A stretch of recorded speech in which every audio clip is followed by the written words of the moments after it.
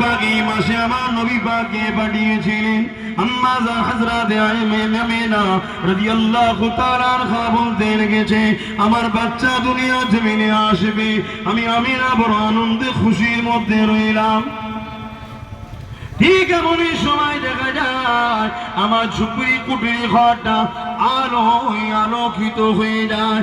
এত আলো শাম দেশের প্রাসাদ পর্যন্ত দেখতে পেলাম। শুধু শাম দেশ নয়, মাগরিব থেকে মাশরিক পর্যন্ত আলোকিত হয়ে গেছে। এ যুবকেরা, তরুণীরা, বাপেরা, আমার নবীজি বছরে যখন এসেছিলেন 570 খ্রিস্টাব্দে 12 রবিউল আউয়ালে, তার আগে পর্যন্ত ইবলিস শয়তান প্রথম আসমান পর্যন্ত যেতে পেত। ফেরেশতারা কি কথাবার্তা বলে ইবলিস সুন্দর দুনিয়ায় এসে 2 নম্বর বদমাইশদের ঘরে জানিয়ে দিত, তার চেলা চামানদের ঘরে জানিয়ে দিত, তারা ভবিষ্যতের কথা বলে ফেলতে পারত। এ যুবকেরা, তরুণীরা, বাপেরা, আমার রাসূলুল্লাহ যখন এসেছে সেই দিন থেকে আল্লাহ পাক ইবলিসকে প্রথম আসমানে যাওয়াতে পাবন্দি ব্যান্ড লাগিয়ে দিয়েছে। নবীর মাকামে গুলো, নবীর শানে, আহা কি সম্মান আল্লাহ আমার রাসূলকে করেছে, কি মর্যাদা আমার রাসূলের আল্লাহ দিয়েছে।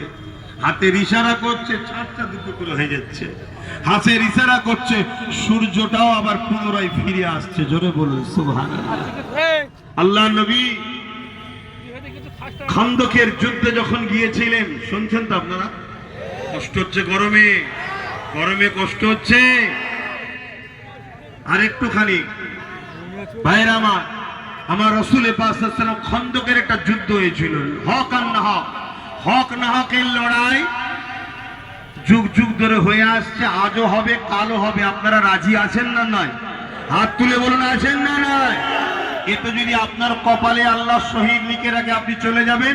গাজী লিখে থাকলে আপনি কামিয়াবি হয়ে যাবেন। জোরে বলুন সুবহানাল্লাহ।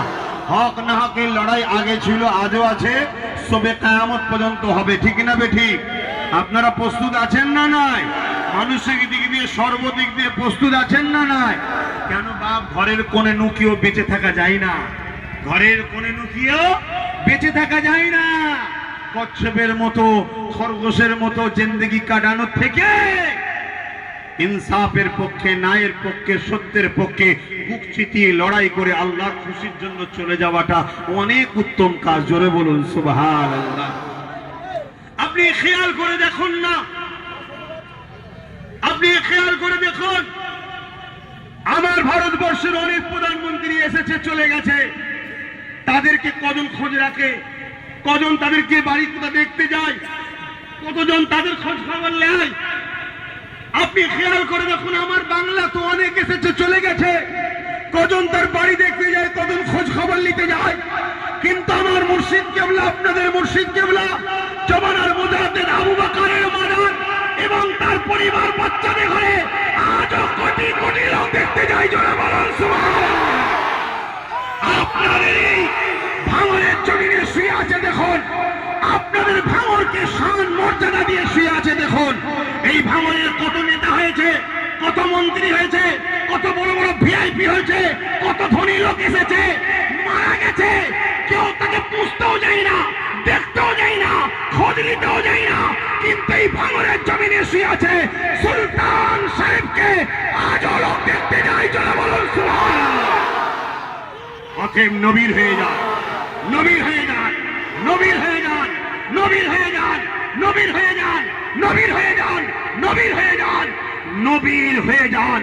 নবী ন্যায়ের পক্ষে, নবী গরিবের পক্ষে, নবী এতিমের পক্ষে, নবী অসহায়ের পক্ষে, নবী দিন দুঃখীদের পক্ষে, নবী মানবতার পক্ষে, নবী সভ্যতার পক্ষে, নবী নারী অধিকারের পক্ষে, নবী জাহিলিয়াতের বিরুদ্ধে, অন্যায়ের